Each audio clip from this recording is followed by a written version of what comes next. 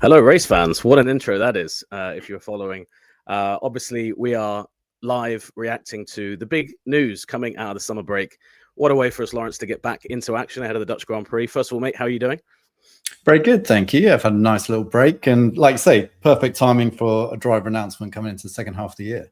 Absolutely, absolutely. Well, obviously, if you're with us now, you know we're talking about Cadillac, we're talking about Perez, and we're talking about Bottas, their new driver lineup for 2026. I think this is kind of, Lawrence, probably been a lineup we expected now for a little while. But I mean, what was your reaction when, over the past kind of week or so, it became clear this was the direction they were going to go? Any surprises? Any different ways you think they could have gone? Yeah, well, I've been on holiday following your reporting very closely, Nate, on this very subject. And of course, you correctly wrote earlier this week or last week that it would be Valtteri and Checo. And I think there's no major surprise there. I think perhaps at one stage when we were talking about this a few months ago, we wondered whether it would be Valtteri or Checo and then who would combine with those drivers. But essentially, Cadillac have gone for the two most experienced drivers out there on the driver market, two safe pairs of hands. And the reason why I think this really makes sense is because there's going to be so many unknowns for that team going into a season. The last thing you need is a driver where you're second guessing where the performance is. Now, whether Valtteri and Checo are the very top draw driver in Formula One, probably not. We're talking about Max Verstappen, Lewis Hamilton, Lando Norris, Oscar Piastri, those kind of drivers, maybe not quite on that level, but it just removes all those question marks you have where it's like, is it the driver? Is it the car? And also they're two adaptable drivers, driven many different cars in the past and therefore have some knowledge of what to expect and how to help with setup directions. So, I mean, yeah, Nate, when you got wind of this, was this what you were expecting to? Did you think maybe they'd go for an American driver? Because that's something that they talked about early on. It was, and I mean, maybe they've got one. We saw Bottas tweeting just now with the news that he's, surfing with an American flag. There you go. I mean, this is one thing I love about this. First of all, is that Bottas, I think, is going to bring a bit of entertainment to the grid again. We know that he loves a funny tweet, doesn't take things too seriously. Not sure how many Americans will look at that and completely identify with it, but I mean, it looks pretty great. But on the American driver front, I mean, I think it was pretty obvious early on, wasn't it, that there weren't any really sensible options there in terms of Colton Herta from IndyCar was the only guy really that was in the frame or was talked about. And even he seemed quite reluctant to take that opportunity on. I'm not even sure he's going to finish the season with the super license points he needs even to have made the jump. So it's probably a good thing Cadillac didn't kind of pin their hopes to him in that way. But yeah, you look beyond it. And the problem is obviously so many young American drivers who are very, very good. A lot of them stay on the US side of things when they're young, end up in IndyCar. I mean, you look at the likes of like Joseph Newgarden, multiple time IndyCar champion. As far as I'm aware, he's never really shown a huge interest in leaving that to go to Formula One. So I never thought that was that realistic. We obviously spoke to Jack Crawford from Formula 2. I think he might have a shot getting a reserve role there, or maybe a development deal. He's an American driver, and it would make sense for Cadillac to have some kind of, American link to this team. But yeah, My big thing following this over the break was as soon as we knew that Max Verstappen was staying put at Red Bull, the focus turned to Cadillac. Now, obviously, they were never in the running to get Max or to get George Russell had he left Mercedes on the back of that. But the feeling that certainly Sergio Perez had, from what I understand, was if Max had moved, it would have created a crazy cascade around the grid in terms of people moving everywhere into empty seats and potentially opened up a seat for him, somewhere more competitive or at least somewhere kind of maybe more sensible in the short term.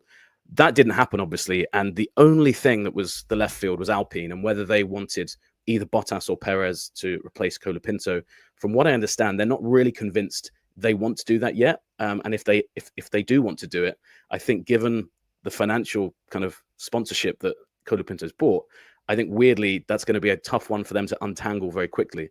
So what Bottas and Perez realized very quickly over the past couple of weeks was really we either hedge our bets and wait for Alpine, and there's no guarantee they even part with Colapinto. I've been told it's a decent chance Colapinto still stays.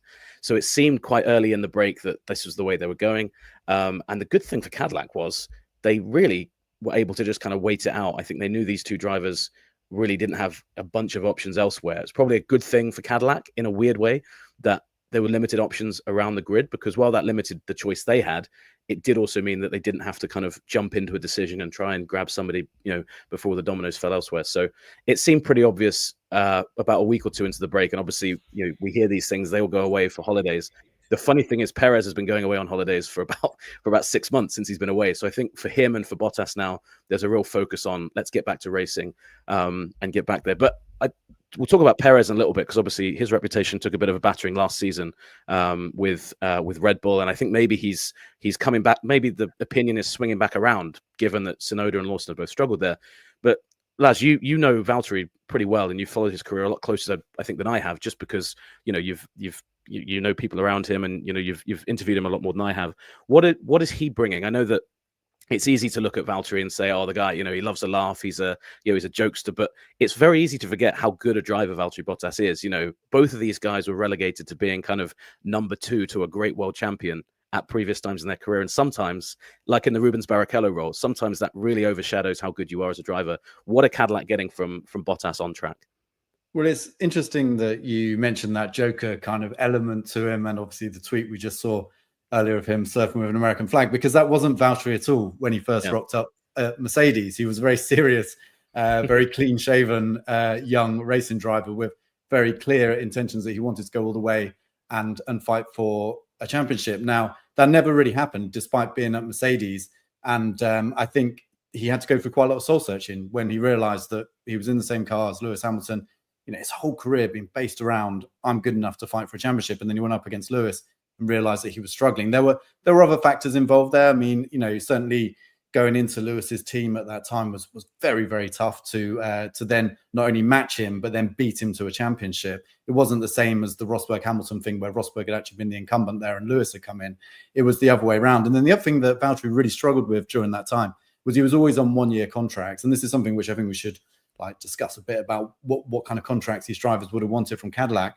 But Valtteri always struggled with that, not knowing what was coming the next season. So even if he started the season well, and there were some seasons he started well at Mercedes, there was always that question around this time, around summer break, will you be at Mercedes next year? And that was a really tough thing for him to handle. So I never felt like we got the very best settled Valtteri. And actually, we probably saw more of that when he moved to Alfa Romeo, that became Sauber, and he could be more himself. And he found this kind of mullet and mustache look, but with it came a kind of assuredness, a self-confidence that perhaps he didn't have at Mercedes. But then if you're talking purely technically, what he can do and what we've seen him do is at certain tracks in specific conditions, he was a faster driver than Lewis Hamilton. Didn't happen very often, but it was there. So the pace, like that underlying pace, is undoubtedly there. And I think given the right environment, given the right situation, he can be an incredibly quick driver. And again, like I was talking about at the start, someone you can rely on to know that, wherever your car is, he's going to get within that half a tenth or so of its potential, unless something, goes wrong. So I think with him, that'll be crucial. But what will be fascinating is how he stacks up against Perez. And I don't know how you feel about that, because like you say, they were both, during that 2021 season, they were both at the top teams, but neither looked particularly good next to their amazing teammates, Max Verstappen and Lewis Hamilton. So how do you think that internal battle will stack up? And how much is this about a long-term thing for either driver? Because they're both, our producers put, this is the oldest driver lineup going into next season at 71 years combined. So what can they expect going forward, and who's going to come out on top?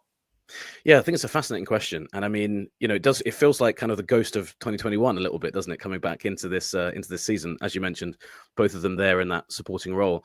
I think that this is something that both those guys are going to relish, kind of going up against another race-winning driver. It's one thing if you come into the team and you're with a rookie, or you're with somebody that doesn't really have much experience, you're expected to lead. This one's going to be fascinating, because I think team and driver are going to expect very, very different things here. I think those drivers are coming in, they're obviously going to want to push the team forward, but they're going to want to establish themselves as the number one driver. Cadillac talked over and over again in their release that we just got today about experience, about how much these two guys bring to the table. I mean, if we look at what Martin Brundle tweeted, this will be what Cadillac think, coming into the season. I think we got the tweet here. Yeah, that's a great driver lineup. The team needs experience and direction in year one, and can't afford to have rookies damaging cars when all the resources will be heavily stretched. They'll probably have to park their early frustrations as the team gets up and running, especially with such a dramatic regulation reset. Now, I don't know whether they'll be able to park those frustrations straight out of the gate. You know, Formula One drivers never very good at doing that. And I think this is where this is quite interesting, isn't it? You've got Cadillac. Brundle is absolutely right there. That is what Cadillac are going to be looking for. But I actually agree with you, Lawrence. I think the more fascinating thing from a fan perspective is going to be which of the two drivers is the quickest guy. You know, and I think it really depends on which of them is able to kind of extinguish the ghosts of the past a little bit. Bottas might be helped by the fact, like you said, he kind of got away from Mercedes, raced a little bit at Sauber or Alfa Romeo as it was for 2 of those seasons, and kind of was able to rediscover himself. Perez, you feel like never really got that opportunity, did he? He was kind of kicked to the curb by Red Bull last year, and then we haven't really heard from him for 6 months. And I think he's coming in, you know, with a real point to prove. And I just hope, because we did see moments with Perez, didn't we, in 2021 and 22 as well. There was that win in Monaco that year that really he stood out, you know, as every so often he'd be much better than Max Verstappen, and then it would just disappear again.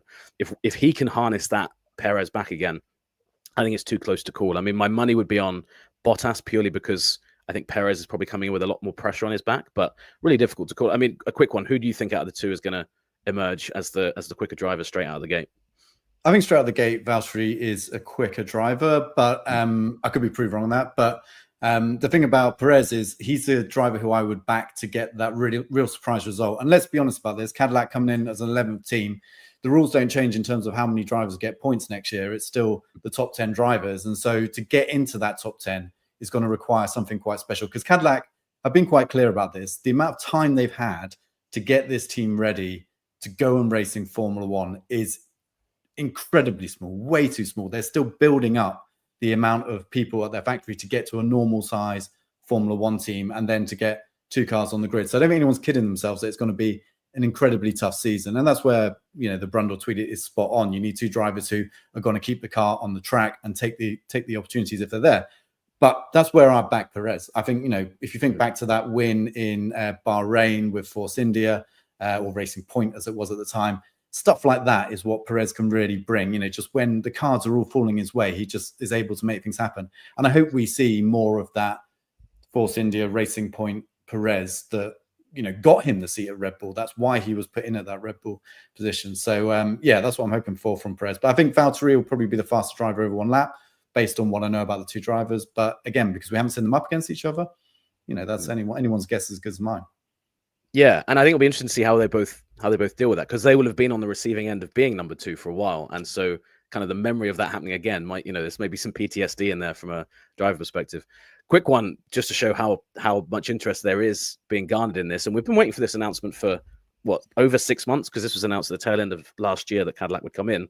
Cadillac's website, which I was just on, has crashed. So if for anybody looking to find out information from Cadillac F1, you're gonna have to bear with them for a second, because you know, they're obviously dealing with a lot of traffic at the moment. You know, proof that best laid plans always come unstuck, regardless of how much. I'm sure there's been a lot of preparation that's gone into this as well.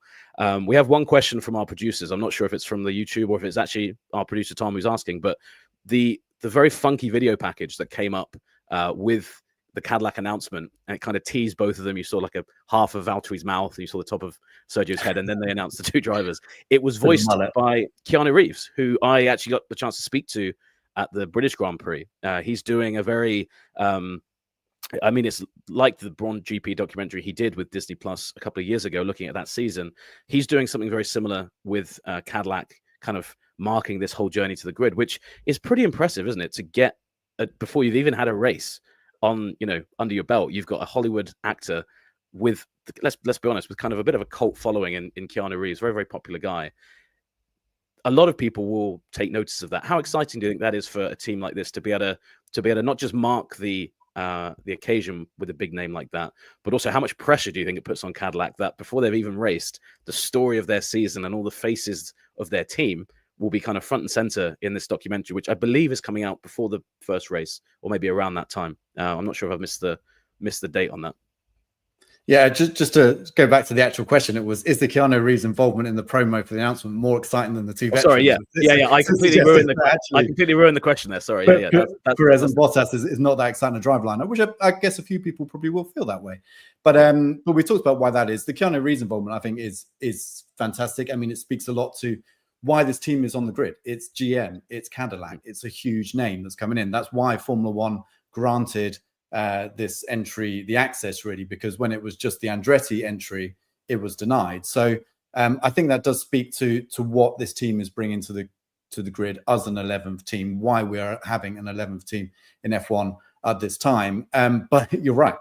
I mean, if there's one thing you probably don't want, it's documentary cameras behind the scenes as things go wrong and all this kind of stuff. You know, you can always massage the message to the media through good PR and so on, but sometimes the cameras behind the scenes don't line. It depends what kind of agreement they have with the documentary makers, of course, as to what will actually make it out there. But I think there's nowadays as well in sport and in Formula One, there's a lot to be said just for being honest, just for saying, look, this is how incredibly tough it was. Because when the cars are struggling to score points next year, you can release that documentary and it will tell the story of what a remarkable job it is that two cars were on the grid in Australia. And I mean, I'm old enough to remember 2010 when Formula One opened up the doors to 3 new teams. Funnily enough, there was Virgin Marussia, which was, or then became Manor, which was partly headed up by Graham Loudon, who's now the team principal at Cadillac. And and the difficulties those teams had getting their cars just into qualifying and round of qualifying lap was immense. So it should never be underestimated how difficult it is. So hopefully that documentary, while it may expose some of the things that go wrong along the way, it will just show the size of the challenge and how impressive it is that a team has managed to get itself sorted from, like you say, 6 months ago it was when we had the announcement, to the point now, and then within basically another 6 months or so, it's going to be the Australian Grand Prix. And of course, they're going to be testing before that. So that will be hugely impressive when they do it. I'm pretty sure they will. Yeah, no, you're right about that process. I mean, I think that it's going to be interesting to see how much of this process, in terms of the drivers, those cameras have caught, whether they've been kind of following it, kind of Netflix Drive to Survive style. We've got a tweet to drop in here from we can say friend of ESPN, Chris Madland, used to work for us. Breaking news if you didn't know that. This is actually from the press release that was put out. But he says Cadillac F1 team and TWG Motorsports CEO Dan Towers admits there were questions for Perez given how his Red Bull stint ended, but the Checo answered them emphatically in meetings, adding, clearly none of the other Red Bull drivers have fared well in that second seat.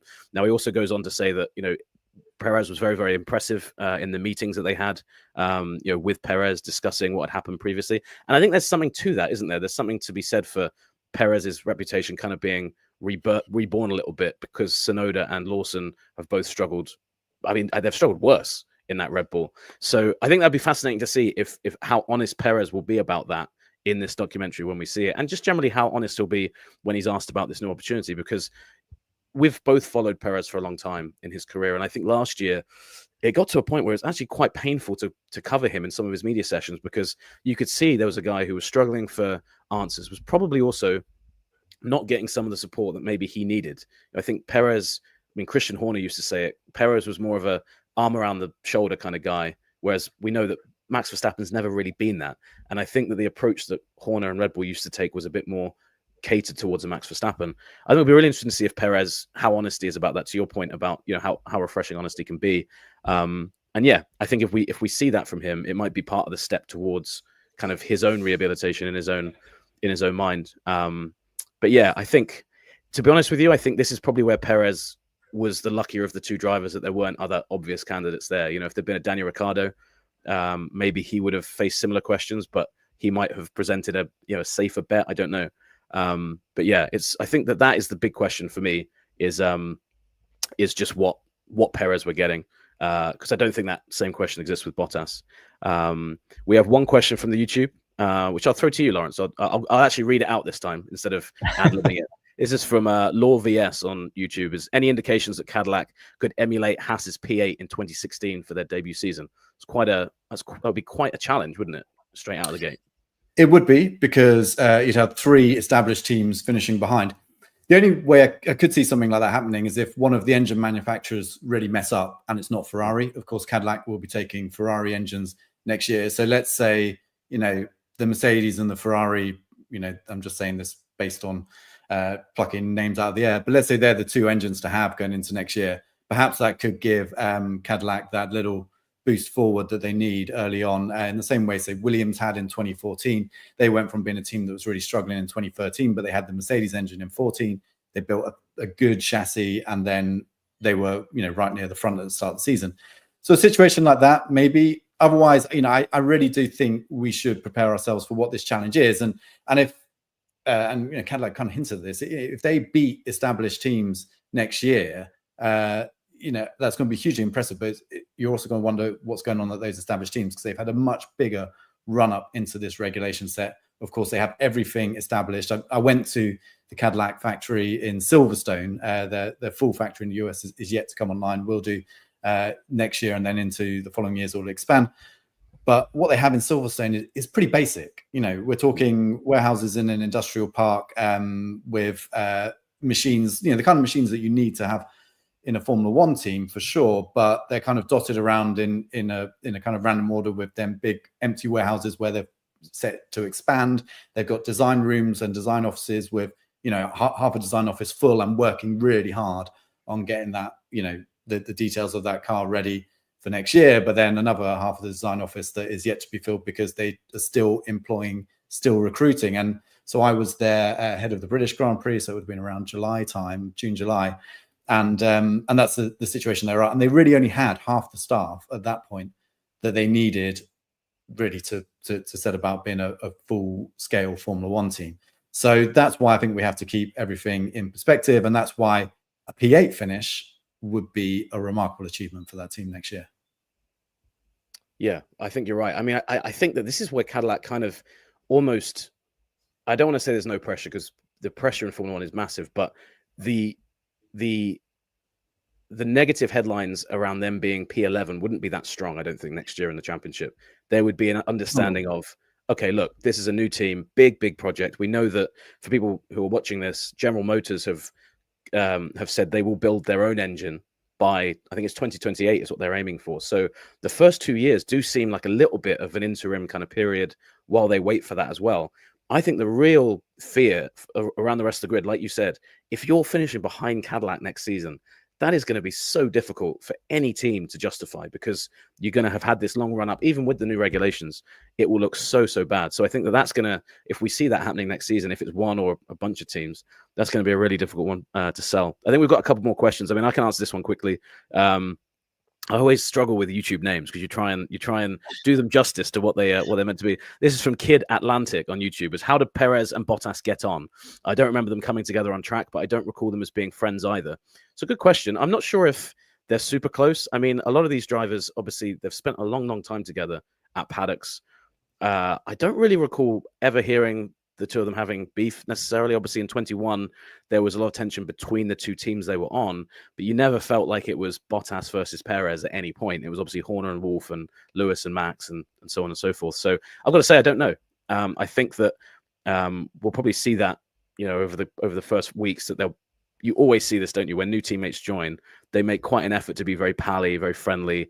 It's always about, let's make sure outwardly we look as good as we can here. Ultimately, Perez will remember, I'm just trying to think if Bottas had similar. I think he always got on quite well with Hamilton. He obviously always had a pretty good relationship with Joe. Perez will remember how difficult it can be to be in a team when you don't get on with your teammate. Obviously, him and Ocon clashed quite a lot at Racing Point together. I think that had quite a detrimental effect on that team and the happiness within it for quite a while as well. So I think that one of the benefits they're getting with two older drivers, as we said, the oldest pairing now on the grid next season, is wisdom comes with that, doesn't it? Maturity. You're not getting some, I mean, why I say that, I was going to say you don't get some Sonny Hayes style, hothead from the movie, but he was even older than both of these guys put together. But you know what I mean? You don't get a dynamic where you have a young guy and an old guy and they're butting heads. I think both these guys have the perspective of having a year out, will be coming back in. And I think for the most part, they're going to want to try and make nice with each other as they kind of, battle through that first season. And they're going to have bigger things to worry about than whether they get on, because they're not going to be at the front of the grid as we've talked about.